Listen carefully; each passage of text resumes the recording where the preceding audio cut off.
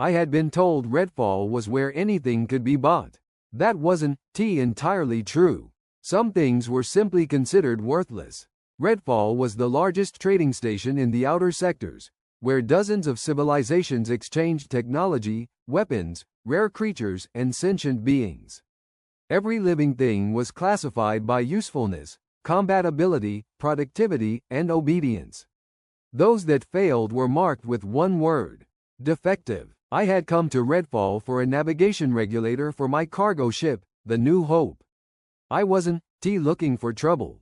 I certainly wasn't looking to buy anyone. Then I entered Auction Hall 9. 6 aliens stood behind transparent barriers, each already condemned if no buyer appeared. The first was a woman named Lena. Her file listed her ability to sense the emotions of others as a psychological defect. Opening bid. 20 credits, the auctioneer announced. Nobody raised a hand. 10. Silence. I looked at Lena. She wasn't crying. She simply looked tired. I knew that expression. 500, I said. Every head turned. The auctioneer stared at me. Human, she is defective. I heard you. She may be unstable. That doesn't concern me. The hammer struck. Sold. I looked toward the remaining 5. Then I raised my hand again. At the time, I thought I was buying 6 unwanted lives. I didn't yet understand that I was buying 6 secrets the galaxy had spent centuries trying to bury. The second alien was a broad-shouldered male named Brandon. His file was shorter than Lena's. Combat capability: exceptional. Psychological stability: acceptable. Primary defect: refusal to kill. I read that line twice. The auctioneer explained that Brandon had once served as a military enforcer. He had survived 23 engagements without losing a battle. He had also refused an order to execute civilians. His own government had called that failure. Opening bid. 100 credits. No hands moved. I raised mine. 500. The auctioneer looked irritated now. Human, you understand that this individual refuses lawful orders? I understand. He is considered unsuitable for military service. Then Don put him in the military. The room grew quieter. The third was Mia, a small blue-skinned woman whose nervous system could interface with collective neural networks. Her civilization considered the ability dangerous because she could hear thoughts transmitted through shared systems. Her file carried a single warning: potential security threat. Nobody bid. I did. The fourth was Claire. Her body was made of translucent crystal, glowing faintly beneath the auction lights. She could manipulate energy through her crystalline structure, but her abilities were considered too unpredictable. Defective, the auctioneer said. 500, I answered. By then, nobody was laughing. The fifth was Robert, an elderly scholar accused of possessing forbidden historical knowledge. His crime was remembering laws the current governments preferred forgotten. I bought him too. Then came the smallest of them. Sam. He was barely larger than my forearm. His species could enter microscopic technical systems and navigate machinery from inside. His file called the ability a biological contamination risk. I looked at the auctioneer. He looked at me. Neither of us spoke. I raised my hand. 500. The hammer fell. 6 purchases. 6 condemned beings. The room was completely silent. I stood and walked toward the exit. Behind me, someone whispered, "What is the human planning to do with them?" I didn't answer. I didn't know yet. But I knew one thing. I had not bought them because they were useful. I had bought them because someone had decided they were not. I expected the 6 to be afraid when they boarded the New Hope. They weren't. Not exactly. Lena watched every person around her with uncomfortable attention. Brandon stood perfectly still, studying the exits. Mia kept glancing at the ship's computer terminals. Claire's crystalline body reflected the corridor lights in pale colors. Robert carried himself like a professor who had been dragged into the wrong classroom. Sam had already disappeared. I found him 20 seconds later inside the navigation console. "Come out." A tiny face appeared between 2 cables. I was curious. "So am I." He climbed onto my glove. About what? Why you bought us? I looked at all 6 of them. That was a reasonable question. The truth was, I didn't know. I had spent most of my adult life following orders. Then one day, an order had sent me into a collapsing station. I had survived, but my leg had never fully recovered. The military classified me as unfit. After 14 years of service, I became a number on a medical report. Someone else decided I was no longer useful. I remembered that feeling. You, not property anymore, I said. Lena stared at me. What? You, free. Nobody moved. Brandon's expression hardened. You paid for us. I paid the auction house. That means. It means nothing now. I walked to the ship's main terminal and opened the ownership records. 6 names appeared. Then I deleted the purchase restrictions. Robert stepped closer. You understand what happens if Redfall discovers this? Yes, they can reclaim us. They can try. Mia looked at the ship around her. Why? I thought about the auction hall. About 6 beings nobody wanted. About a system that had decided their value before they were even given a chance. I want to know whether you, actually defective, I said. Silence. Or whether the galaxy simply doesn't know what to do with people like you. For the first time, Lena smiled. It was very small, but I noticed it, and I realized something. I had not brought 6 passengers aboard my ship. I had brought 6 unanswered questions. The first 3 days aboard the New Hope were quiet. Too quiet. I had expected arguments, panic, or attempts to escape. Instead, the 6 simply watched me and waited. So I gave them work. Not because they owed me anything. I wanted to see what they could do when nobody was forcing them into a role. Lena surprised me first. During our second day in transit, she stopped beside the communications console. Someone is lying, she said. I looked at her. Who? The station controller. I checked the transmission. Nothing unusual. Then Lena pointed toward the display. He says the route is clear. He knows it isn't. She was right. A damaged relay station was drifting directly across our planned corridor. She hadn't read the sensors. She had felt the operator's intention. Brandon was different. During a routine emergency drill, I handed him a training weapon. He dismantled the simulation drones in less than 30 seconds. Then he stopped. There are civilian markers behind them. They re-simulated. I don't care. He lowered the weapon. I understood him immediately. Mia spent most of her time near the ship's central computer. At first I thought she was simply curious. Then every light on the bridge turned blue. I can hear it, she whispered. Hear what? The ship. Claire was harder to understand. She placed one crystalline hand against a damaged power conduit.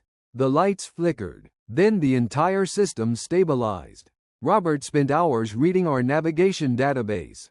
On the 4th morning, he called me over. Jack, this law is obsolete. Which law? The one that permits Redfall to classify sentient beings as commercial property. He looked at me. It expired 211 years ago. I stared at him. Then why is everyone still using it? Robert gave a tired smile. Because nobody bothered to check. Sam answered that question for us. He crawled out of the engine housing carrying a tiny component. This was causing your fuel efficiency problem. I looked at the part. Then at him. That should have taken a technician 6 hours. Sam shrugged. I got bored. I began to understand. The galaxy hadn't bought defective beings. It had buried inconvenient ones. And now they were aboard my ship. That was when the patrol arrived. The patrol found us 12 hours later. 3 military cruisers emerged from hyperspace and locked onto the New Hope before I could finish breakfast. Their commander opened a channel. Cargo vessel New Hope. You are carrying 6 classified individuals purchased illegally on Redfall. Shut down your engines and prepare for inspection. I looked at Robert. He was already reading the transmission. Classified individuals, he said quietly. Interesting choice of words. Lena stood beside him. He's afraid. I looked at the screen. The officer didn't sound afraid. You certain? Yes, He's afraid of what happens if he fails. I opened the channel. This ship is registered under independent civilian authority. My passengers are free. The officer's expression hardened. They were purchased through a Redfall auction. Their ownership is legally recognized. Not anymore. You don't have the authority to change that. Robert stepped forward. Actually, Captain, he may. He brought up a document. The Redfall Sentient Commerce Accord permits temporary transfer of custody, but permanent ownership requires voluntary consent from the subject. The officer stared. Robert smiled faintly. All 6 refused ownership. The officer's jaw tightened. That clause hasn't been enforced in centuries. That doesn't make it invalid. Mia suddenly looked toward the communications panel. Jack, what? There are 2 more ships hidden behind the cruisers. I checked the sensors. She was right. They were running silent. The officer continued speaking, but Lena interrupted. He just lied. What did he say? He said they here for reclassification. She looked at me. They under orders to seize us. I leaned toward the microphone. They made your position clear. Return my passengers to Redfall. No. The word left my mouth without anger. Just certainty. The patrol commander stared at me. Then his weapons powered up. Brandon stepped beside me. Do you want me to defend the ship? I looked at him. Yes. He nodded. No speech. No hesitation. The New Hope shook as the first warning shot passed our hull. For the first time, the 6 of us stood together. And the Galaxy's classification system had just made its first serious mistake. The first missile passed 3 meters above our hull. I watched it disappear into the darkness. Warning shot, Brandon said. I know. The second one was not. I moved the New Hope hard to port. The ship groaned as the missile struck our shields and exploded. Shields at 60%. Sam called from somewhere inside the engineering panel. I hadn't asked him to take over engineering. Apparently that distinction no longer mattered. Brandon, ready. Keep them away from the engines. He nodded. The patrol launched boarding craft. 3 small vessels detached from the cruisers and accelerated toward us. Then Mia spoke. Jack, what? They using the ship network. I looked at her. Can you stop them? She closed her eyes. I can do more than that. Every light on the patrol vessels went dark. Their engines shut down simultaneously. The bridge became silent. What did you do? I asked. I asked their computers to stop. That isn't how computers work. Mia opened her eyes. It is now. Brandon stared at her. Then the first boarding craft drifted helplessly past our hull. I almost smiled. Almost. The patrol commander opened communications again. You have interfered with military systems. This is now an act of aggression. No, I replied. You fired on a civilian vessel. You are transporting defective property. I looked at Lena. Her expression had changed. He believes that, she said. Believes what? That we dangerous. I looked back at the screen. The commander wasn't angry anymore. He was afraid. Not of me. Of them. That mattered. Robert, I said. Yes? Can we legally leave? He checked the document again. Yes. Can they stop us? No. I looked at Sam. Can you restore our engines? A tiny hand emerged from beneath the console. Already did. The New Hope surged forward.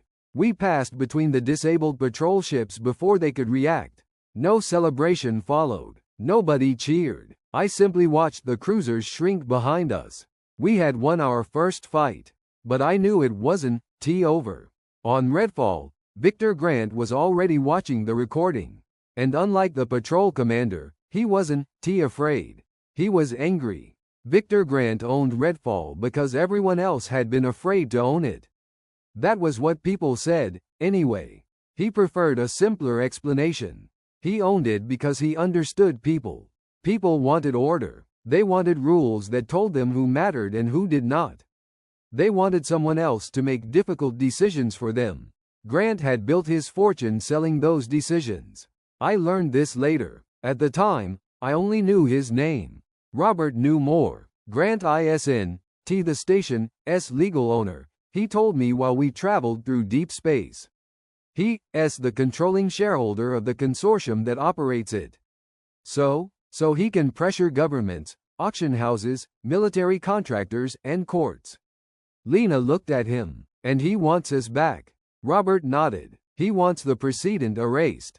I understood. If 6 supposedly defective beings could walk away from Redfall, then other beings might start asking why they couldn't, Grant couldn't, allow that.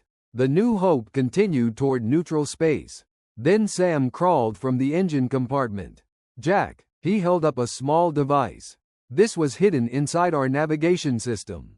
I took it. A tracker. Military grade. Can you remove it? Sam smiled. I already did. Mia suddenly looked toward the communications console. Someone is listening. I turned. Can you identify them? No. Lena closed her eyes. Then she whispered, They not listening anymore. I looked at her. Why? They deciding whether to kill us. The bridge went silent. Brandon stood. Then we should prepare. I nodded. That was when the first message arrived. Not from the military. From Victor Grant. His face appeared on our main screen, calm and perfectly dressed. Jack Miller, he said. You have something that belongs to Redfall. I answered without standing. They not property. Grant smiled. Everything has a price. I looked at the 6 people behind me. Then back at him. Not anymore. The transmission ended. I knew what came next. Grant would not send another warning. He would send ships. Grant's ships arrived 3 hours later. I knew before the sensors confirmed them. Lena was standing beside the bridge window when she suddenly turned toward me. They here. A second later, the tactical display filled with red markers. 32 ships. Then 40. Then 60. Pirates. Their vessels carried no government markings, but they were heavily armed and moving with military discipline. Grant had not hired criminals to frighten us. He had hired professionals to finish the problem. Can we run? Brandon asked. I checked the display. No. Fight? I looked at our weapons. The New Hope was a cargo ship. We had 2 defensive cannons, 1 damaged shield generator, and an engine that Sam had repaired more times than I could count.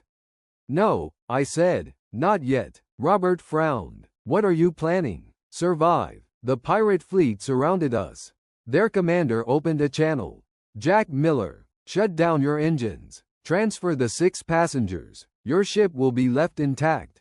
I answered. No. The commander laughed. You have 60 ships surrounding you. I counted 72. Silence. Lena looked at me. They confused. Good. I shut down every external light. The New Hope disappeared into darkness. The pirates began scanning. Nothing. Our ship had no advanced stealth system. We simply stopped broadcasting. The pirates searched for several minutes. Then they fired blindly. Missiles crossed the darkness. Sam shouted from engineering. Jack, go. He pulled a lever. Our ship rotated 90 degrees. The missiles missed. Then Mia connected to the pirate network. Every hostile ship suddenly received the same false navigation signal. Their computers showed us in 12 different locations. The fleet broke formation. Brandon moved to the weapons station. Permission? I nodded. He fired once. Not at a ship. At the command vessel's engines. The cruiser went dark. No deaths. Just silence. Then Robert spoke. Jack, what? I found something in their communications. He looked at me. Grant isn't trying to capture us anymore. I stared at the display. What is he trying to do? Robert's voice became quiet. He wants the 6 of you dead. Behind us, Lena closed her eyes. I know. And for the first time since leaving Redfall, she looked afraid. The pirates opened fire. This time they weren't trying to frighten us. Red beams crossed the darkness, followed by missiles and kinetic rounds. The New Hope shook violently as our shields absorbed the first wave. Shields at 30%, Sam called. I gripped the controls. Claire? She stepped toward the power core. I can help. She placed both crystalline hands against the reactor housing. The lights flickered. Then the shield indicator stopped falling. 30%, 30%, 30%. Claire looked back at me. I can, T hold it forever. You won, T need to. I switched off the engines. The pirates saw our power signature vanish. They assumed we had been disabled. They moved closer. That was what I wanted. Brandon. He understood immediately. Now. He activated the weapons. We fired everything. Not at the fleet. At the space between them. The first explosions blinded their sensors. Mia entered their communication network again and filled it with false collision warnings. Ships turned. Others accelerated. 3 collided. Then 5 more. The fleet's formation collapsed. I restarted the engines and drove directly through the opening. We escaped the first ring. But the pirates recovered quickly. A cruiser moved behind us. Its guns charged. Lena suddenly shouted, "Jack!" I turned. There's something inside their ship. What? People. Hundreds of them. Pirates? No. She looked terrified. Prisoners. Robert moved beside her. Why would Grant have prisoners aboard a pirate ship? Lena shook her head. They aren't prisoners. Mia's eyes widened. I can hear them. What are they saying? She looked at me. They calling for help. Robert checked the intercepted files. His expression changed. These aren't random prisoners. He enlarged the records. Species names filled the display. Dozens of them, all classified as defective, all transferred through Redfall, all marked for disposal. I stared at the list. Grant wasn't hunting 6 people. He was protecting an entire system. And suddenly I understood why he was willing to send a fleet after us. If those prisoners escaped, the galaxy would begin asking questions. I looked at the approaching cruiser. Sam? Yes? Can we board it? His tiny face appeared from the console. I was hoping you'd ask. We boarded the cruiser through its maintenance bay. Sam went first. He disappeared into a ventilation opening barely large enough for him, then opened the inner hatch from the other side. Brandon entered next. I followed with Lena, Mia, Claire, and Robert. The corridor was empty. Too empty. Where is everyone? I whispered. Mia touched the wall. They below us. We followed her through 3 decks. The deeper we went, the colder the ship became. Then we reached a sealed chamber. Hundreds of beings were inside. Some were weak, some injured, others simply stared at the floor. Every one of them wore a Redfall identification collar. Defective. I felt something tighten in my chest. A young alien looked at me. Are you taking us back? No, she didn't believe me. Brandon stepped forward. We getting you out. The room remained silent. Then Lena walked among them. Her face changed as she sensed their emotions. They terrified, she whispered.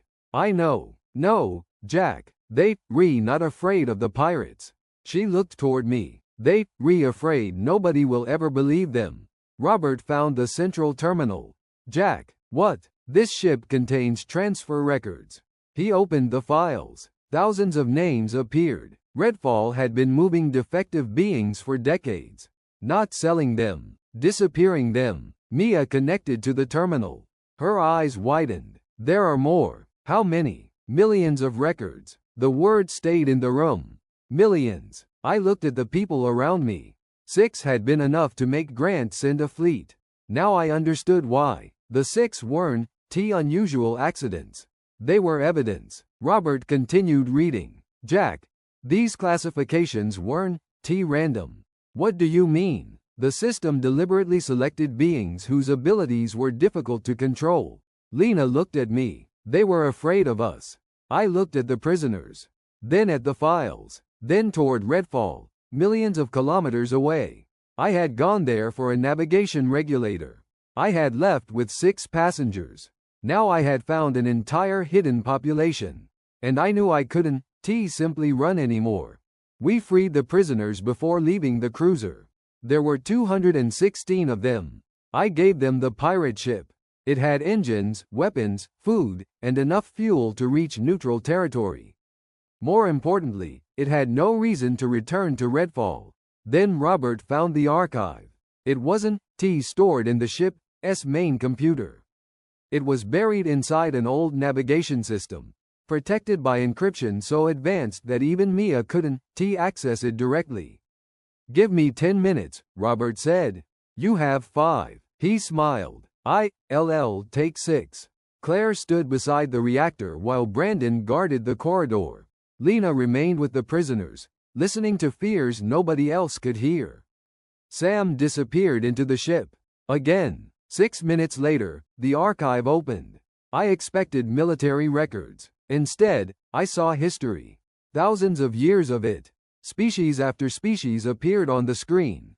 Aurelian, Solari, Ver, Keth, dozens more. Each file contained unusual biological or neurological abilities. Each eventually received the same classification. Defective. Robert's hands stopped moving. They knew. Who? Everyone. He opened another document. Governments had created the classification system centuries ago. Not to protect society, to control it. Abilities that allowed individuals to influence minds, access networks, manipulate energy, predict intentions, or bypass technology were considered destabilizing. So governments developed a solution. They declared such beings defective. They removed them from military service, then from public life, then from the population records. Eventually, nobody remembered they had ever existed. Mia stared at the archive. They erased us. Robert shook his head. No. He looked at me. They erased the possibility that beings like you could exist. Lena quietly approached. How many? Robert checked the final document. 3 million confirmed. Nobody spoke. I thought about Redfall, the auctions, the callers, the word defective printed on every file. It had never meant broken. It had meant dangerous. I closed the archive. Can we release this? Robert looked at me. If we do, every government in the galaxy will know. Good. And Grant will come after us. He already did. I looked through the viewport at the stars. We'd done running. Then Mia spoke. Jack, what? I found something else. Her expression had changed. The original creators of the classification system are still alive. She turned the screen toward me. One name appeared. Victor Grant. I stared at the name on the screen. Victor Grant. For several seconds, nobody spoke. Then Robert shook his head.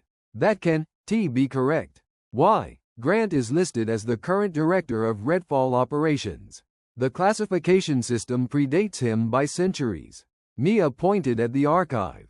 Not the current system. The original. She opened another file. A biological record appeared. The image was younger, but unmistakable. Victor Grant. Same face. Same eyes. Same name. The file identified him as a member of an ancient species with an estimated lifespan exceeding 600 years. He created it, Robert whispered. I thought about the auction hall. The polished floors. The classification displays. The people sitting comfortably while 6 living beings waited to be discarded. It hadn't been a broken system. It had worked exactly as designed. Grant appeared on the ship's communication screen before I could say anything. They found the archive. His voice was calm. I activated the channel. You knew we'd find it. I suspected. Why? Because humans are unusually persistent. Lena stepped closer. Afraid. Grant's expression changed for the first time. Only slightly. But Lena saw it. You should have remained ignorant, he said. No. I looked at the archive. You should have stopped. Grant smiled. You believe revealing the truth will change anything? It already has. Galactic governments will deny it. Then we'll show them the records. They'll call them fabricated. Then we'll show them the survivors. His smile disappeared. You don't understand what threatening. I understand perfectly. I looked at the 6 behind me. You built a galaxy where inconvenient people disappear. Grant leaned closer to the camera. And you think 6 defective creatures will destroy that? No. I paused. 3 million will. The transmission ended. Robert stared at me. What now? I looked at the archive. Everything goes public. Mia connected to the Galactic network. Claire powered the transmitter. Sam bypassed the security layers. Robert verified every document. Lena stood beside me. Then the archive was released. Across the galaxy, millions of screens changed. Governments saw the records. Citizens saw the names. Families discovered relatives who had vanished generations earlier. And for the first time, the galaxy learned what defective had really meant. It had never meant broken. It had meant uncontrolled. The galaxy did not change in a single day. It changed in millions of small decisions. Governments denied the archives. Then investigators confirmed them. Officials called the evidence manipulated. Then survivors appeared before public assemblies and told their stories. Redfall became the center of the scandal. Ships stopped docking. Buyers canceled contracts. Workers walked away from the auction halls. Within weeks, the station that had once controlled the trade in sentient beings became almost empty. Victor Grant disappeared. I knew he would. People like Grant rarely stayed where consequences could reach them. But I wasn't interested in hunting him. I wanted to destroy the system that had made him possible. So we went back to Redfall. Not with a fleet. Not with soldiers. With survivors. Thousands arrived aboard civilian ships. Former soldiers, scientists, workers, children, elders. Beings whose families had spent generations believing they had simply vanished. The old auction hall was silent when I entered it. The same platform stood beneath the same white lights.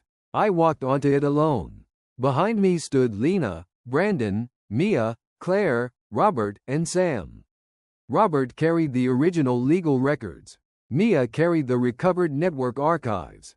Claire kept the station's failing power systems alive. Sam had already disabled every security lock. Brandon watched the doors. Lena watched the crowd. I looked at the empty seats. This place decided who was valuable, I said. No more. We did not destroy Redfall. That would have been easy. Instead, we changed what it was. The auction halls became shelters. The detention levels became medical centers. The administrative towers became legal offices for recovered identities. And above the main entrance, we removed the old Redfall insignia. In its place, we installed 2 words. Second chance. The first registration took 12 minutes. Then another arrived. Then 10. Then hundreds. People came from every corner of the galaxy. Some had abilities. Some had none. It didn't matter anymore. They were sentient. That was enough. The New Hope remained docked above the station. For the first time, I understood what the ship's name meant. It wasn't about rescuing people. It was about giving them somewhere to begin again. And for the first time in centuries, Redfall was no longer a place where lives ended. It was where they started. Years later, a little girl found me beneath the old Redfall sign. Jack, why did you buy all of us? I looked across the station. The auction halls were gone. Where cages had stood, there were shelters, schools, and medical centers. Lena helped the sick. Brandon trained volunteers. Mia protected the network. Claire worked with engineers. Robert taught the old laws. Sam still disappeared into machines whenever nobody watched. I looked back at the girl. I didn't buy you. Then what did you buy? Time. For what? To show the galaxy who you really were. She smiled. I remembered that first auction. 6 beings beneath white lights. 6 lives nobody wanted. The galaxy had called them defective. It had been wrong. They weren't broken. They were simply different, and the old system was afraid of anything it couldn't control. I looked through the station window at the stars. The auctions were gone. The callers were gone. The word defective no longer decided anyone's fate. The New Hope remained above Redfall, silent against the stars. The girl looked at me one last time. Was it worth it? Yes, I said. And that was all. Because sometimes you don't save someone by changing the world for them. Sometimes you simply give them enough time to change it themselves.